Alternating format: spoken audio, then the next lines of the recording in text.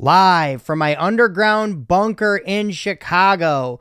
This is the Thank You for Your Service podcast. And for those of you that don't know, my name is Jason Vest. I'm a stand-up comedian, retired veteran, content creator, butthole enthusiast, lover of women's feet, plus-size model, amateur vocalist, recording artist. You name it, I'm it. But welcome to my podcast, everyone. I'm excited to be here. I'm pretty nervous about doing this. This is the first time that I've ever done anything like this. Typically, the content that we create and that I put out on the internet is scripted and we write it out and everything. So this is some uncharted territory for me. So please be patient with me as I learn how to be a podcaster. And I guess that's like, why am I doing this? Why am I starting a podcast? Why am I talking about my life like this? And I guess like the biggest thing I want people to know that follow me, that watch me, or anybody, friends of mine, anything, is that where you're at doesn't have to be where you finish in life. And you can do anything if you put your mind to it. I'm 44 years old and I'm doing comedy full time. Before that, I was in the military for 20 years. I'm broke. I'm not rich by any means, but I'm also not poor because I'm doing something that I really, really love. So I guess like the message that I want to send out to the people that follow me is that no matter what bullshit you have going on in your life, whether it's addiction, bad marriage, bad relationship, bad anything, whatever it is, you can overcome it and you can do some awesome shit. I'm doing it. So I guess we can start this thing off. This should be the easiest podcast to do, right? Because I'm just talking about myself. And believe it or not, I don't like talking about myself. I don't like talking about myself at all. I'm a pretty boring dude. Something that's new is I cut my hair, I shaved my head. At one point, I had hair down to the middle of my back. And then I had nice, luscious locks, and I shaved it all off. I had a crazy Britney Spears moment. And I thought, I guess me shaving my head is the equivalent of a girl getting bangs. It's a bad fucking idea. Don't do it, ladies. Don't get that bob haircut. That bob haircut is not going to bring him back. No matter how much you think it will, you're going to get that bob haircut and you're going to be like, why the fuck did I get this short ass, stupid ass haircut? Just saying. Don't do it. Don't shave your head. Don't. Let's see. So a little bit about myself. Before stand-up comedy, before content, before any of that, before butthole fame, I was a recruiter for the Michigan Army National Guard. In fact, I served in the National Guard for 20 years. I joined the National Guard. I joined the military right out of high school. And I went to basic at 17 years old. And I was in the military all the way up until I was 39 years old. It's all that I knew. I didn't have any real job before the military. I was kind of a loser. I was a bad student. I was a cheerleader in high school. And so I liked being a cheerleader in high school because I got to touch women's butts at an early age and they didn't call the cops. And everyone was like, Jason, why are you a cheerleader in high school? Because I get to hang out with chicks, motherfucker. That's why I was a cheerleader in high school. They'd be, Jason, you're gay, man. You're gay. I'm like, I'm hanging out with hot chicks. And I grew up in a farming community, so those bitches were big. I went to a farming community where cheerleaders were large and in charge, and that is what daddy likes. I like my plus-size queens. I like the big girls. I like the thick girls. Love that shit. But I was a recruiter for the military. I became a recruiter at a young age. I was a recruiter at 21 years old. I just was able to drink, and I had a lot of responsibility, and I couldn't handle it. I wasn't a good soldier. I got in a lot of trouble. I got reduced in rank a couple times, and a lot of shit. I got myself in a lot of trouble. I was in a lot of trouble. I lied to kids as a recruiter, but I didn't lie to kids about money and what you were going to get paid and stuff. I would kind of embellish and make the military look cool. I would have to make being a cook in the military look cool. And I'm sorry, when someone wants to join the military, they want to go do some Rambo shit. They don't want to cook eggs. No one wants to cook the food. No one once thinks, oh, I'm going to join the military. I want to fly planes. Nah, motherfucker. You're going to bake this bread. Nobody would join if you told them how shitty being a cook is. I made being a cook sound exciting. But it sucks. Being a cook in the military sucks. You have to get up early. You're staying up late. If people don't like the food, they're bitching about you. Now, if you're a cook in the military and you're watching this, I'm sorry, but you know your job sucks. It sucks. Outsource that shit. Outsource that shit. And I'm going to stumble over my words on this. I swear, I'm going to stumble over my words. I'm going to say things improperly. I'm not going to pronounce things correctly because I'm stupid and I'm nervous. I'm not used to doing this podcast, so I'm sorry if I repeat myself or stumble over my words or anything like that. It's hard because this podcast is partially unscripted. I got my notes here. I got my iPad. I put it together, but it's partially unscripted. So I was a recruiter for 20 years, got out of the military, and went and worked a regular job for a minute. I worked for the government, and after I got out of the military, I quit drinking. I was an alcoholic. I was a raging alcoholic when I was in the military. I was fun, but I was a raging alcoholic. And my last couple years in the military, I wasn't proud of myself. I wasn't proud of how I represented myself. I wasn't a good soldier. I got really fat. I was pretty much chased out of the military and forced to retire because I got too fat, if I'm being honest. And I'm still, till this day, like, kind of disappointed in myself. Like, I went out like that. Like, that's, you know. And none of my content is because I'm lashing out, because I'm projecting, because I left the military not in a good light. That's not why I do that at all. I just like making fun of the military, and I like talking shit about it. And I think those of you that follow me enjoy me talking shit and telling truths about the military. But I wasn't proud of who I was when I got out. I was a drunk. I was broke. I'd spent all of our money, and I felt like shit, and I had to quit drinking. And it was something that I had to do, and I did. And I've been off of booze now for like 6 years. And so when I went and worked a real job, I went back and worked for the military as a federal civilian, and I killed it. I crushed it because I wasn't on alcohol. And I think the reason that I drank so much was that I lost a really good friend of mine back in 2013. And before that, I was a drunk, but what really set things off is I lost a real good friend of mine back in 2013. I talk about him a lot on my content. His name is Bob Nanny, Bob the Legend Nanny, the man that shotgunned 9 beers. He bonged Grey Goose and vodka. You can find him on YouTube if you want to go to YouTube, look up Bob Nanny. But he died in a car accident, and that was my best friend. And I took that shit hard. Because the night before he died, he called me up and was like, hey, I'm having a bad night. I need someone to talk to. Can you come hang out at the bar? And now, I like to get white girl wasted with Bob Nanny. That was one of our favorite pastimes, is getting white girl wasted and playing Nazi zombies or snorting Adderall or something fun like that. But it never ended good, and I had to work the next day. So I had to sit this one out that night. And then, so the next day when I got to work, I got a call from Bob's sister that he had passed away, and he was in a car accident and he had died.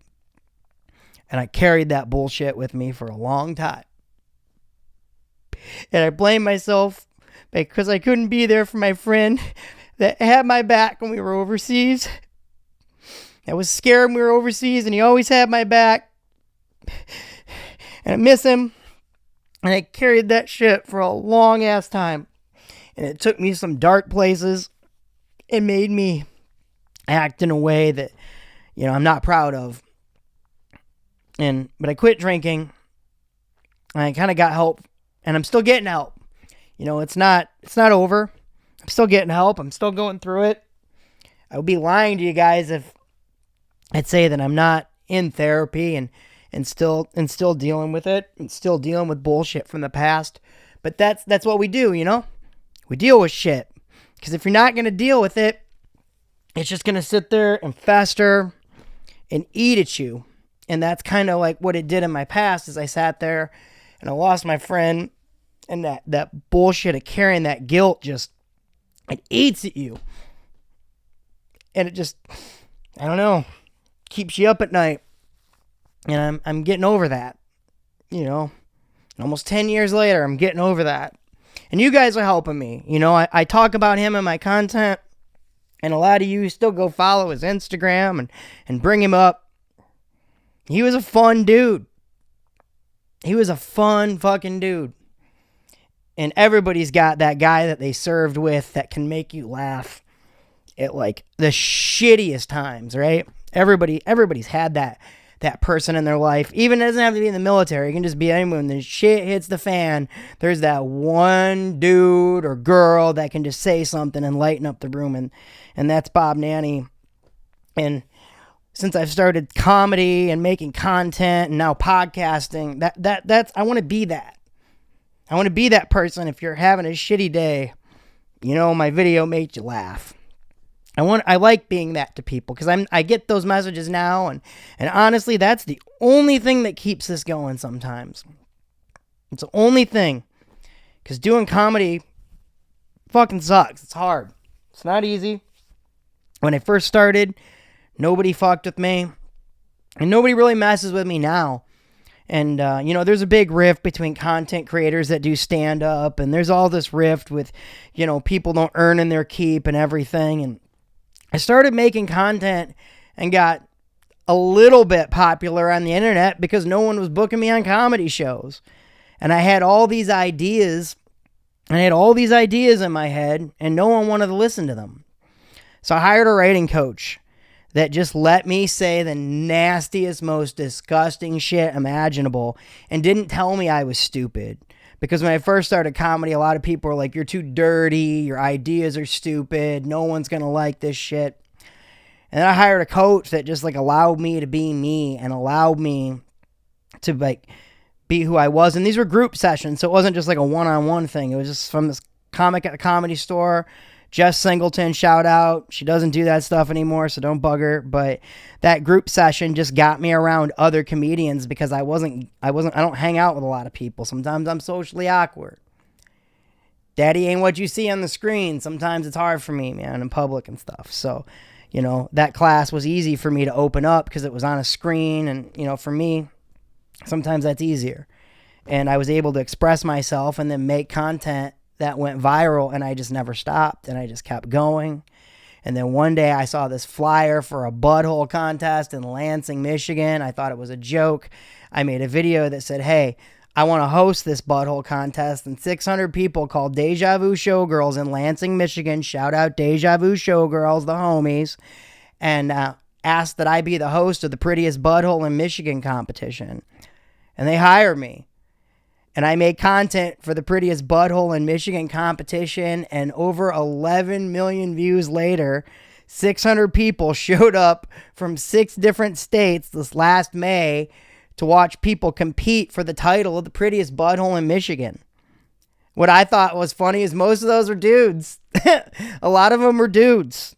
The second place winner was a dude. It was a large man from the Juggalo Nation by the name of Butthole Benjamin, Butthole Brandon, something like that. But his butthole was glittered.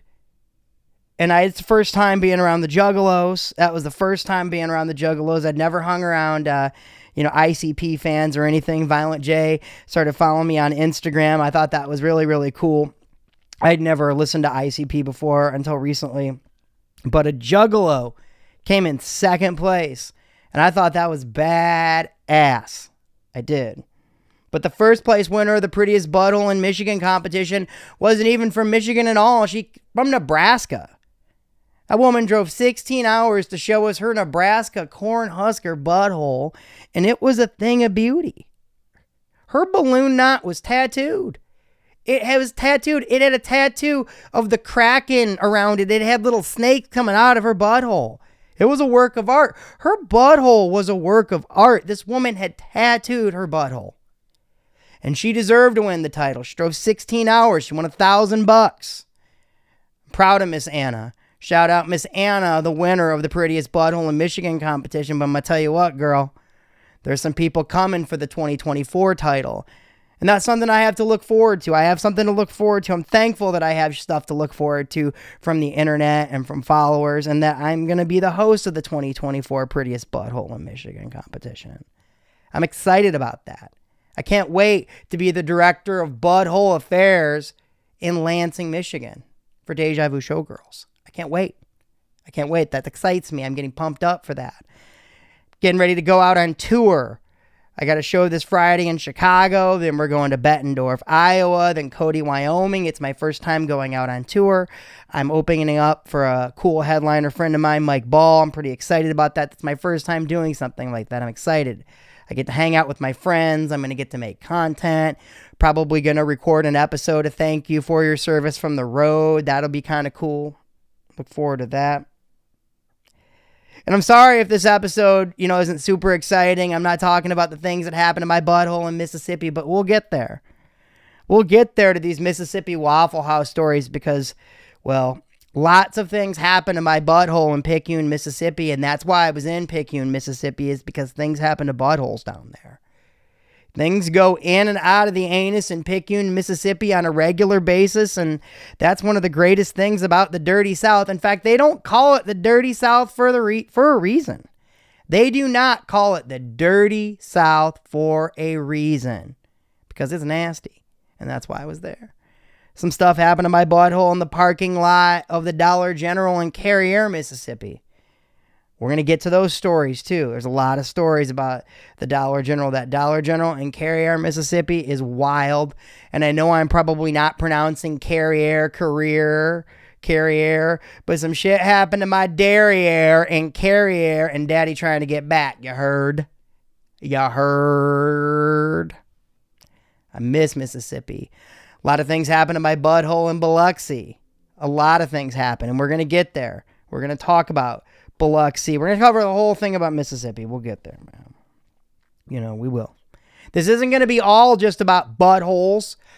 I like women's feet, too. I don't know, if I'm going to get kicked off for saying this, but I suck the shit out some toes. I love pretty feet. I don't like nasty feet. Okay, I don't. If the bottoms of your feet are crusty and the athlete's foot has got your toes smelling musty, bitch, don't wear sandals. That's disgusting. If you got them big furry gorilla feet, don't wear sandals.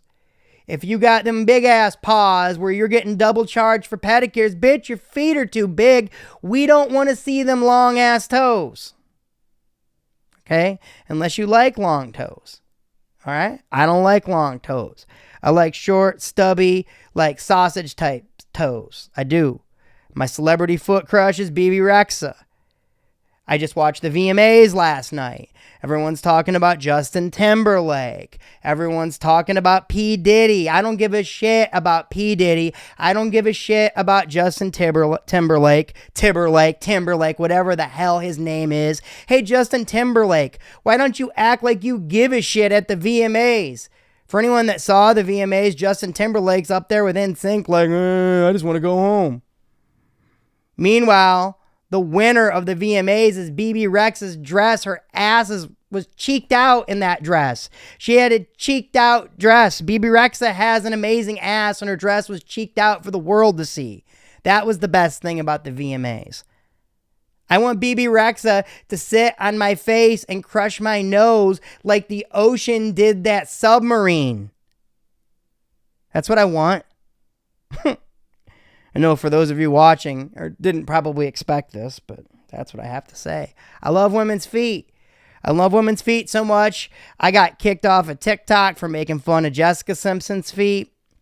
I get kicked off a TikTok for making fun of Jessica Simpson's feet. And if you go look at Jessica Simpson's feet on the internet, Jessica Simpson's a snaggle-toed bitch. And she got me kicked off of TikTok, and that's some bullshit. Her big toes, all curving, all buniony, which I thought was funny because she was married to the lead singer of 98 Degrees, which is exactly the direction that her big, nasty toes point. That's disgusting. We don't want to see your feet, Jessica Simpson. And when I was making fun of Jessica Simpson's feet, all the Jessica Simpson's feet fanatics were in the comments like, those feet, I saw those feet in the Dukes of Hazzard. They were amazing. Those were some of the best feet I'd ever seen in the Dukes of Hazzard. Motherfucker, those were stunt feet. Those were not Jessica Simpson's feet. Those were stunt feet. The bitch got gorilla looking toes. And feet are nasty. Those were stunt feet. Enough enough about Jessica Simpson's feet. Enough about Jessica Simpson's feet. I talked a lot about Jessica Simpson's feet, and I keep repeating myself because I'm nervous. And being, I guess that's what, and I'm doing this so I'm not nervous. Like, that's the thing about this podcast, is this episode is not going to be perfect. And it's not, and we'll get there. We're going to get to these stories. We're going to get to where I'm better at podcasting. This is the second time that I recorded this podcast. Another thing I want to give a shout out to, I'm currently a brand ambassador for a butthole whitening company. Yes, I'm a brand ambassador for Bright, which is an at-home butthole whitening cream. And if you go to the link tree in my bio, you can see that if you use code JasonVest, that gets you free shipping. I'm excited about that. I'm new to making content for a company, but I'm excited that I get to make content for a company. That's cool. That's cool. I'm excited for that. I'm excited. But I'm not going to make these episodes long. Starting out, definitely not going to be long. If you want them longer, please let me know in the comments or send me a DM. But right now, I want to keep these episodes short as I kind of get new to podcasting. Whether you're selling feet pics on OnlyFans or swinging a hammer on a job site or wearing the uniform of the United States military, it doesn't matter. I still love you all the same. From my house to yours, thank you for your service.